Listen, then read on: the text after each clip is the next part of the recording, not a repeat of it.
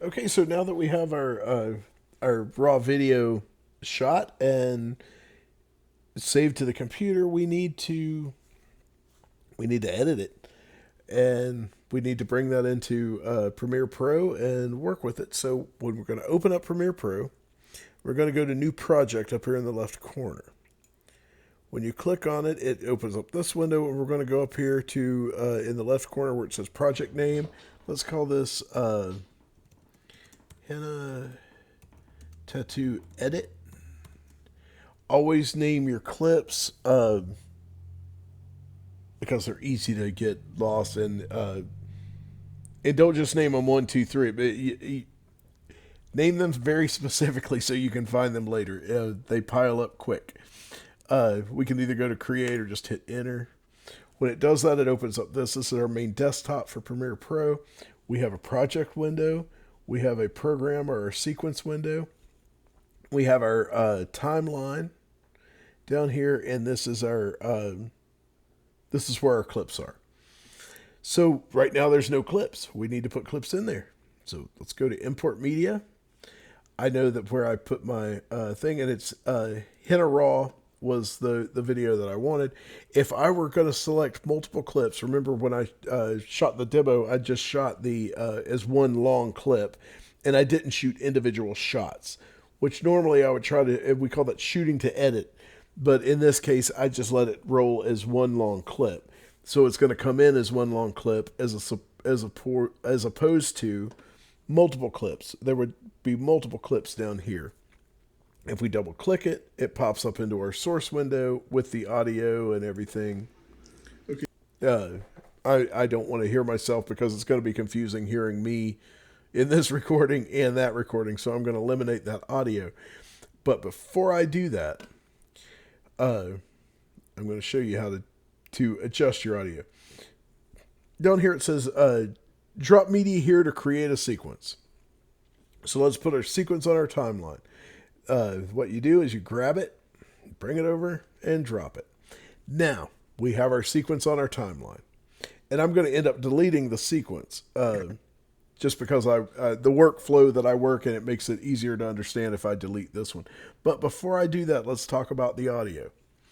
When you lay a shot down on your timeline, one of the first things to do is adjust your audio. If you want your audio full, like if it's your say a VO or an interview sound, you want your levels We need to reestablish. to be bouncing, It's always kind of a good idea to go from. and that's about where we want our levels. But we don't want that video. We don't want that on our video. We were going to have an anchor talking, and we don't want to hear me talking about my wide shots and tight shots. So what we're going to do is we're going to go over to see these blue squares? That's video. That's our video track. These are our audio tracks. And we have multiple audio tracks. They would stack. We could have almost infinite number of video and audio tracks. But we're going to go over to our audio track and see that white line. We're going to grab it and we're going to drag it. Notice how down here it now says 10.5 dB. That is our audio level. Typically on Nats, I want it down to about 35 or 40. It may be even lower, depending on how loud they are. So now let's hear how that is. Hear how that's that much quieter? You can still hear it. Most of the time I want Nats under the sound, but since I'm talking, I'm not going to want them in this particular demonstration because it's going to be confusing. So I'm going to show you how to not record audio or not record video, which you would be doing in a package when you lay down certain shots. If you're just laying down your voice track or, but you'll need to be able to lay down video and audio separately. So let's remember, let's Command Z and get rid of this. But we still maintain our timeline. We've still created our sequence on the timeline. We just don't have any video in it now because we removed it. And remember, I said I didn't want audio. These audio and videos, and you can either do it in the source monitor or the playback monitor. Okay, so See how now we have That's our audio track and our video tracks. I can click that out, and now I do not have an audio track. I can still hear it when I play it here. But when I lay down the shots, it's not going to be on our timeline. There's not going to be any audio at all because I have all of my audio in my source window off. And you can turn it off in the source window or in this sequence side or on the timeline. It's not going to make a difference. But let's. I'm going to go kind of in the order that I shot them, and we started with a wide shot to establish. Shoot the video and kind of explain my process as I go. I'm just going to roll continuously. We're going to start with the wide shot. We've got. Okay. Let me go back for just a minute on the thing. I think I did it without mentioning it. Okay, when we go back out to our shot, our wide shot, when I get to the point of where I want the shot to come in, Continuously. We're going to start. okay, right there is where I want my edit to start. And we're doing 3-point editing, which means we put an endpoint, which is I for endpoint on the keyboard. Endpoint. I'm going to play it for about 3 seconds or so. Start with the wide shot. We've got 2 people. All right, that's about 4 seconds maybe.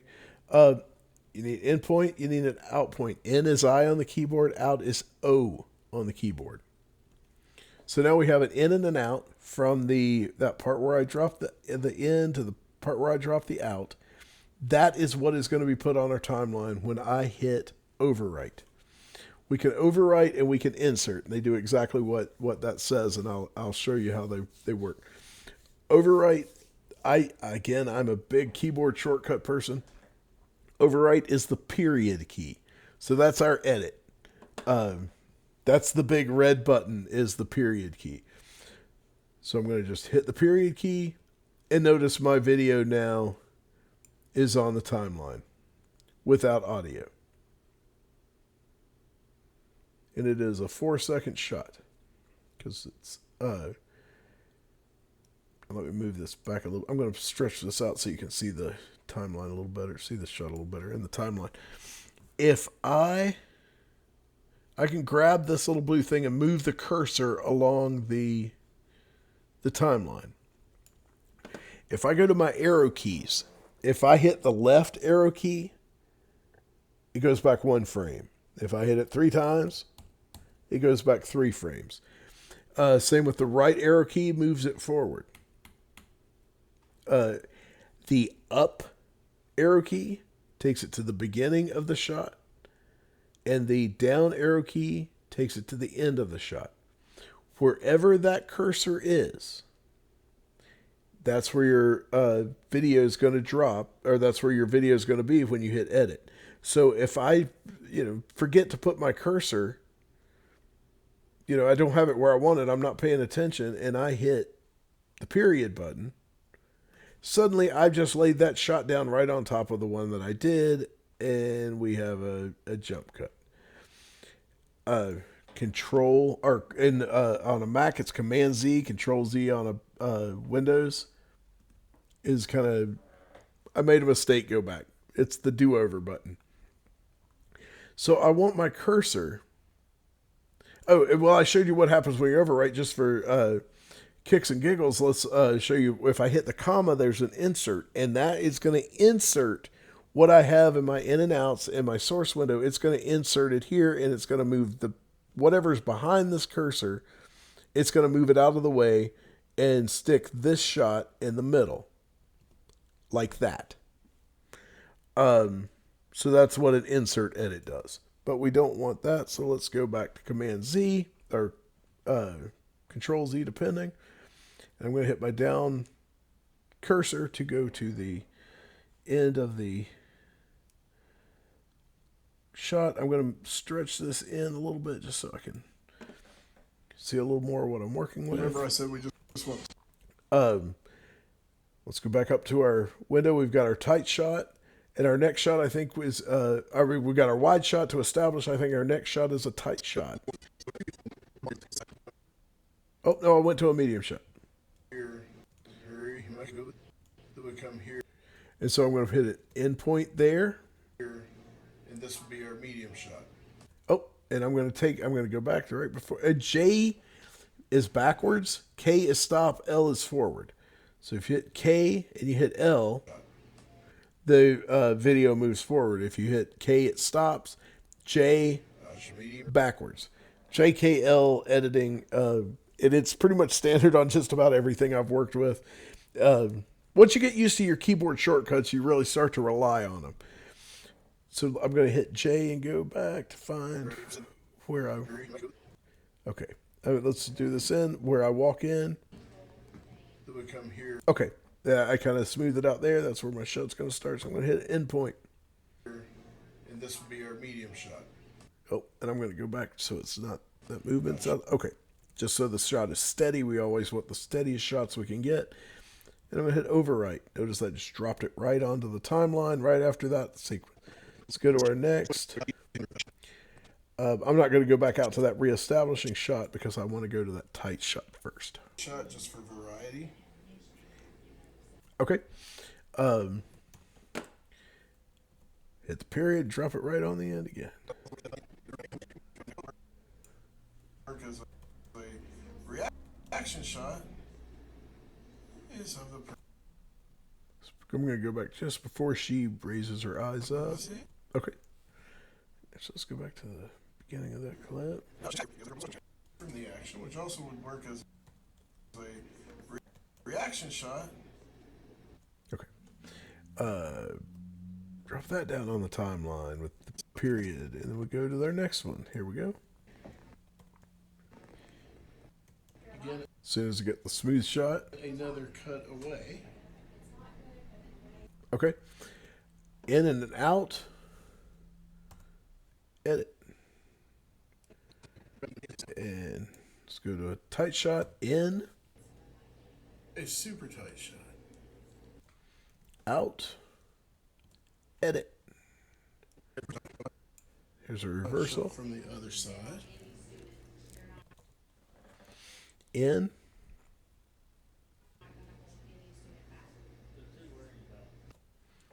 Out. Edit.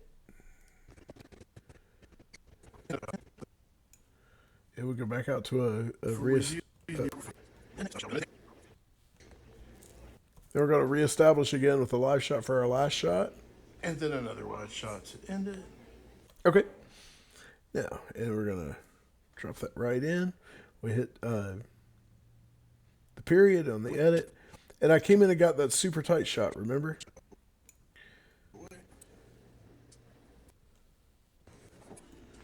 Actually, that wasn't as tight as the other shot.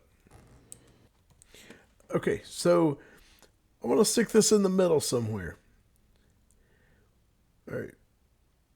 Notice how these two shots are kind of similar in the one's a reversal and one's a reestablisher, and it's not necessarily a jump cut, but I think the shots are too similar, and I would like something in between those. So let's go to our hit my up arrow to bring it to where I want it there on the thing, on my timeline.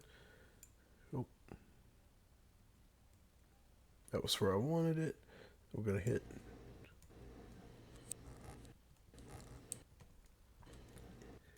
Put the in. And an out. And in this time, I'm going to insert it because I don't want to overwrite this. So this time I'm going to hit the comma and not the period. Insert. So now let's see what we've got going. Okay, play. We've got our wide shot, into a medium shot, into a tight shot, into a reversal. I don't know if that's a reverse. There it's a cutaway, but now we're doing a cut in or a tight shot.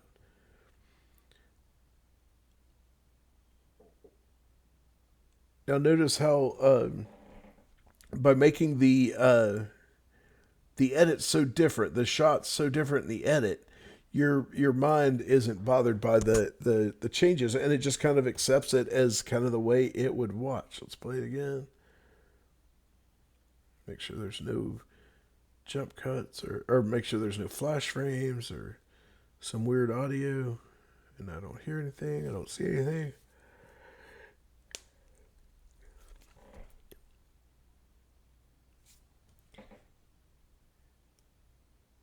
Okay, so I think that's it, and I want to save that. So we need to get it out of Avid. Remember how we had to import the video in? We got to export the video out as well. So we go up here to the top, and we have export. Click export.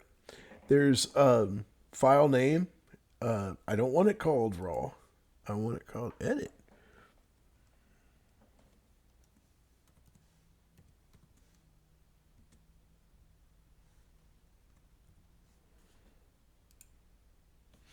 And location sounds good. The format, H.264 is a pretty good one. So we just go down here and we click export. And then with estimated time, about 10 seconds remaining, and it's going to go into that folder that I had sent it, for my destination. It was saved successfully. Hooray for that. So let's go in here and find it. Documents. Henna tattoo edit. Let's watch it. And